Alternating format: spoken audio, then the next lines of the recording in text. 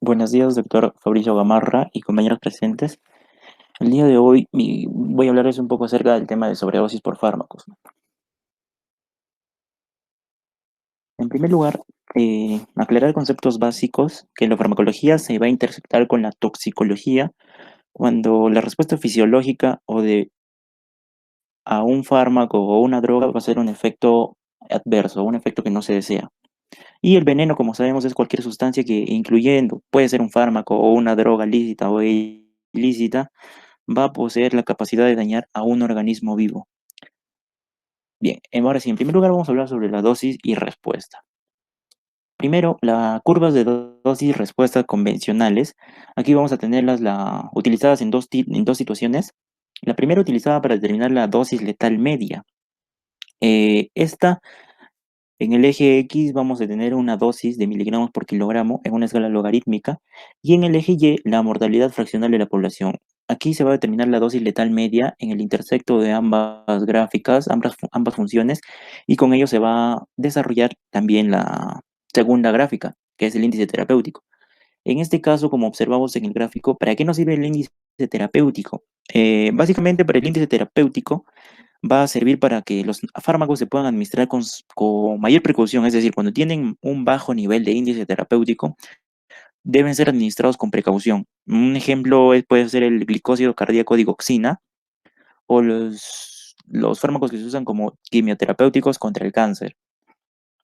Y otro ejemplo con índice terapéutico muy alto, es decir, que es muy seguro, es la penicilina, ¿no? Bien, pasando ahora sobre las curvas dosis y respuesta no monotónicas, vamos a tenerlas de tres tipos. En primer lugar, la forma de U. Esta es más aplicable para los metales esenciales y las vitaminas, donde una dosis menor o una dosis mayor va a causar una respuesta adversa. Es decir, tenemos que considerar el umbral de respuesta adversa y con ello el intervalo de región donde va a haber una respuesta deseada, es decir, el efecto terapéutico deseado. Y a esta región se le denomina región de homeostasis. Si vemos, tiene una forma de U. En segundo punto tenemos el palo la gráfica en forma de palo de hockey. Esta es una región donde no hay respuesta seguida de una respuesta adversa. A medida que el tóxico se va a exceder a los mecanismos endógenos de protección y se va a incrementar lo suficiente para causar una respuesta negativa. Por último, tenemos la curva de dosis-respuesta en forma de U invertida.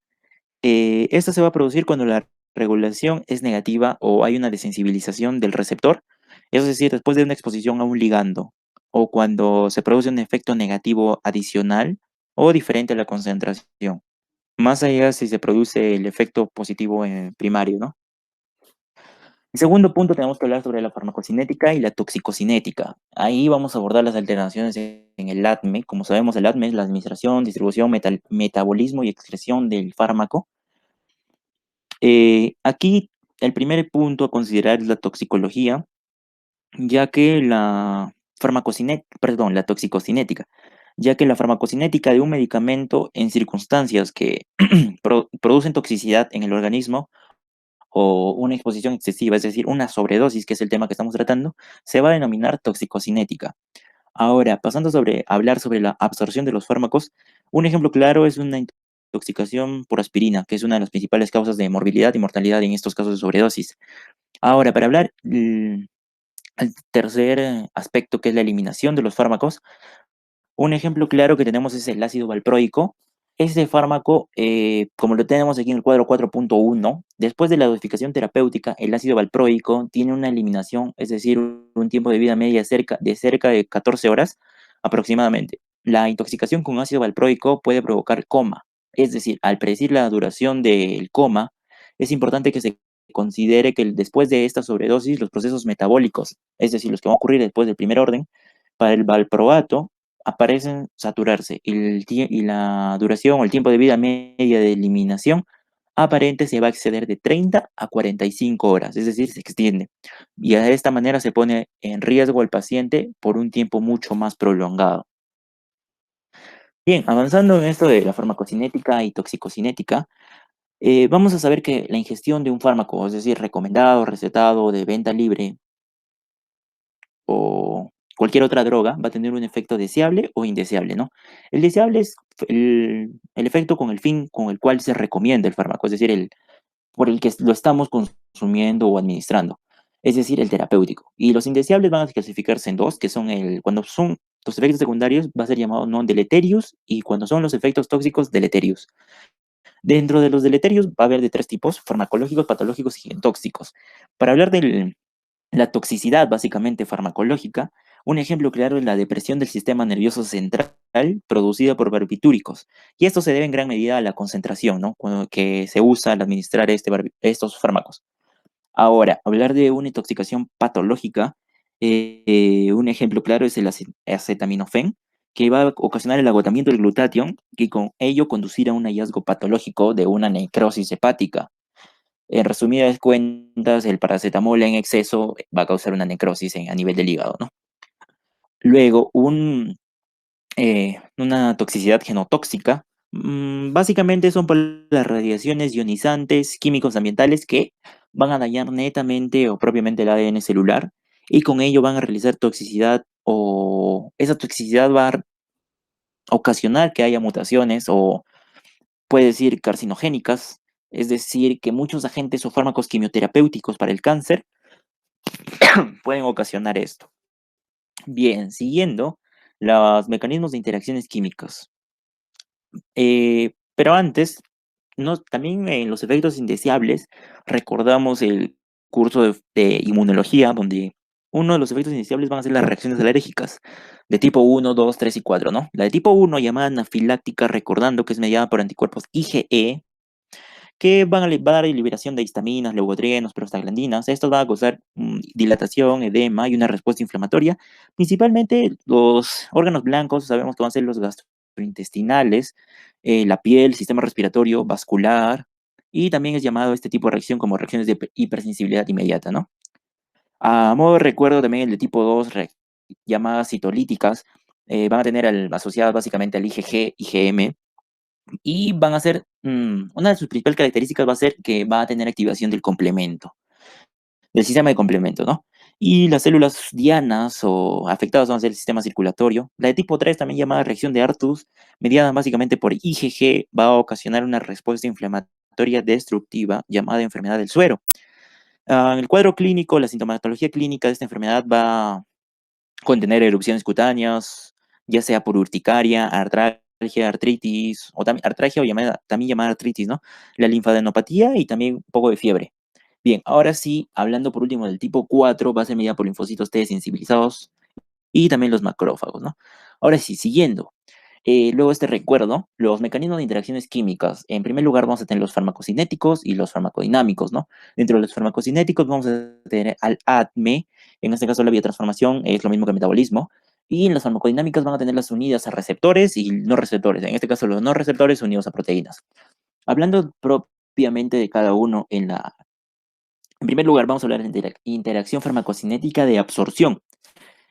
Un fármaco, es decir, un fármaco que va a poder causar el aumento o disminución de la absorción de otro fármaco desde el lumen intestinal, donde se va a desarrollar esta absorción.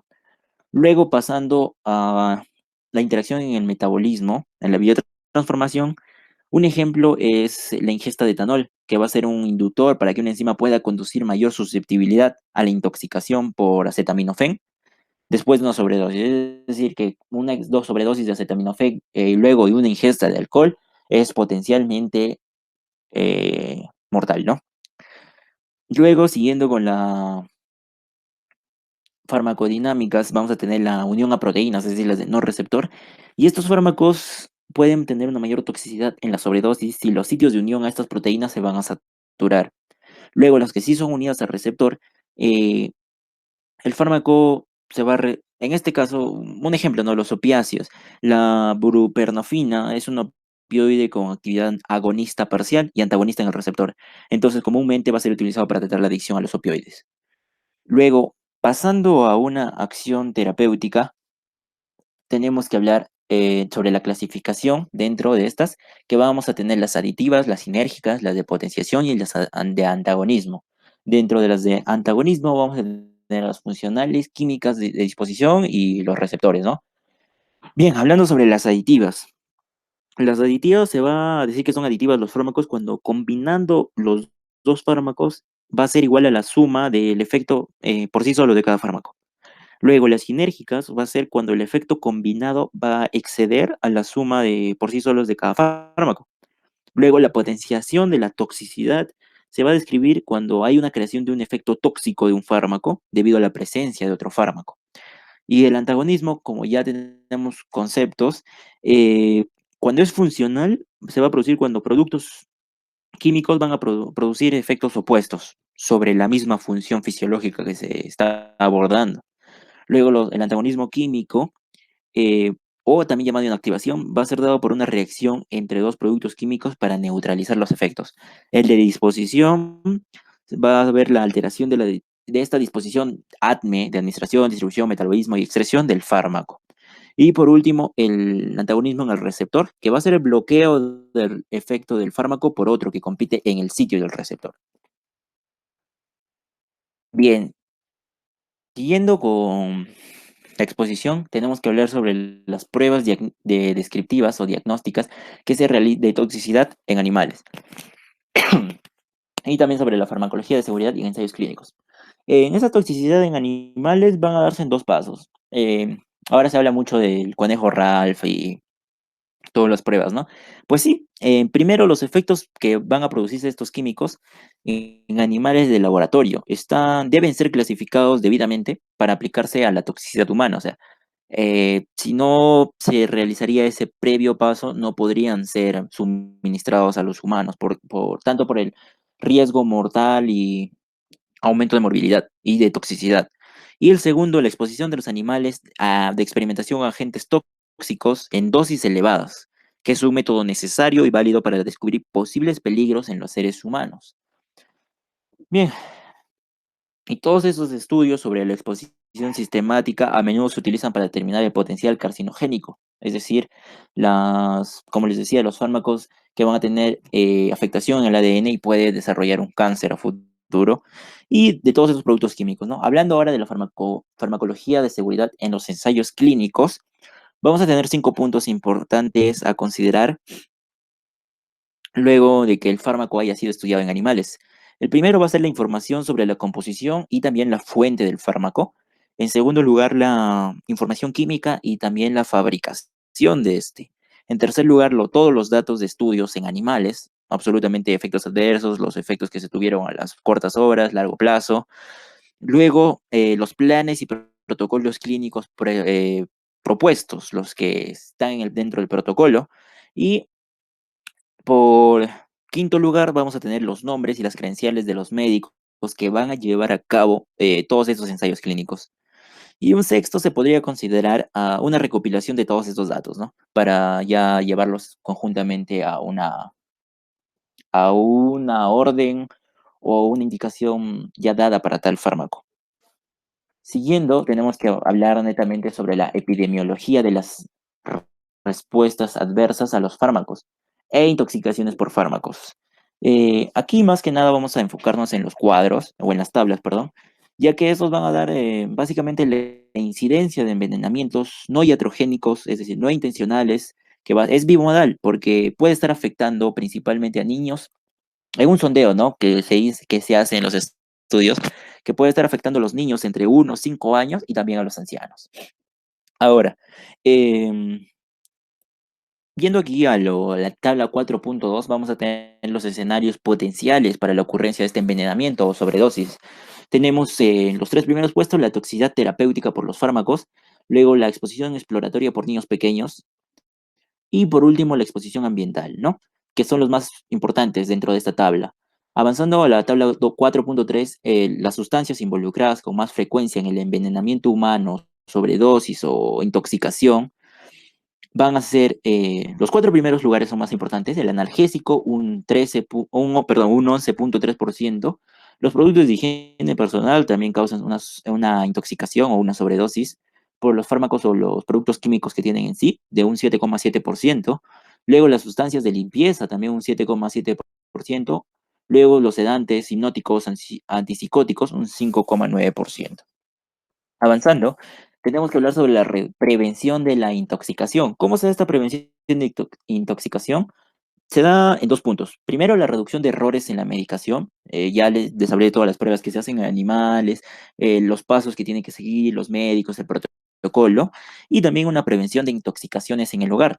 Dentro de estas intoxicaciones dentro del hogar hay estrategias de prevención contra esta intoxicación que pueden clasificarse como pasivas, o sea, que no requieren ningún cambio en el comportamiento por parte del individuo que consume estas, o activas, ¿no? Aquellas que requieren adaptación sostenida para tener éxito, es decir, de la propia empresa que elabora. Ahora, el gráfico que tenemos ahí con los bloques verdes, este es el modelo de queso suizo del error de medicación. Es decir, para que exista un efecto adverso, es decir, un error ya potencialmente mortal, ¿se acuerdan de la ruleta que les mostré aquí? Eso de protocolos, credenciales, información y composición. Se tienen que coincidir cada una de ellas para que pueda darse este efecto. Porque por lo general ocurre de que, digamos, falló el protocolo, falló la información. Entonces, en el siguiente paso se determina el error. Entonces vuelven a empezar y ya disminuyen esta mortalidad o morbilidad del fármaco. Bien, avanzando con la tabla 4.4, que son los fármacos asociados al mayor número de pérdidas humanas, que es decir, fatales por intoxicación o sobredosis.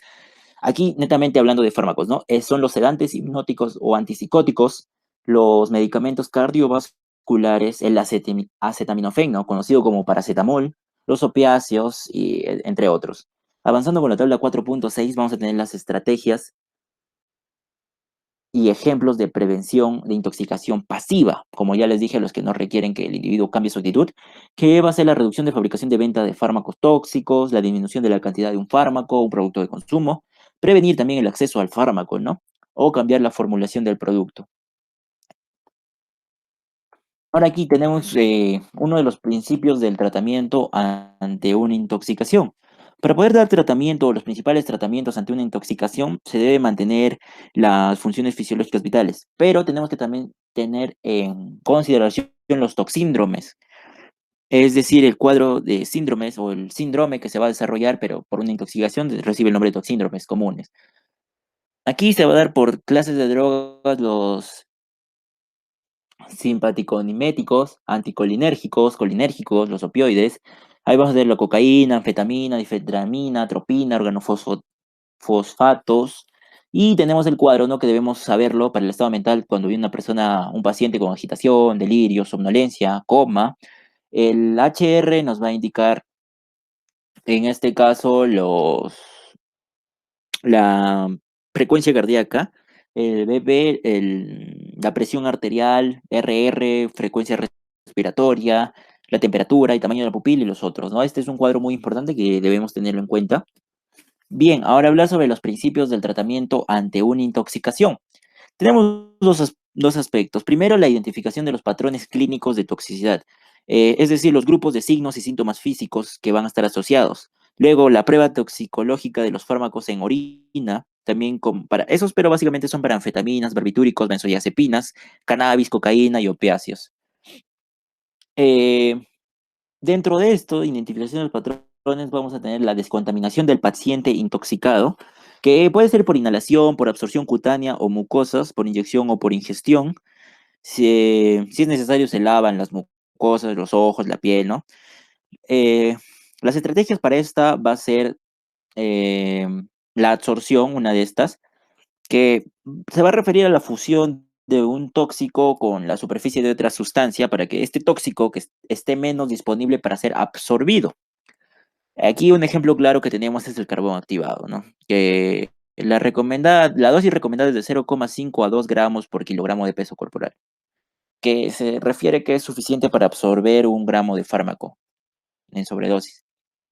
Luego la irrigación de todo el intestino, esa se puede dar por tres medios, los catárticos, que son citrato de magnesio, sulfato de magnesio, carbohidratos no digeribles como el sorbitol, luego el lavado gástrico y también el jarabe de ipecacuana. Este ya no es muy utilizado, pero era para los alcaloides de cefalina y hemetina, que actúan como eméticos debido a un efecto irritante, ¿no?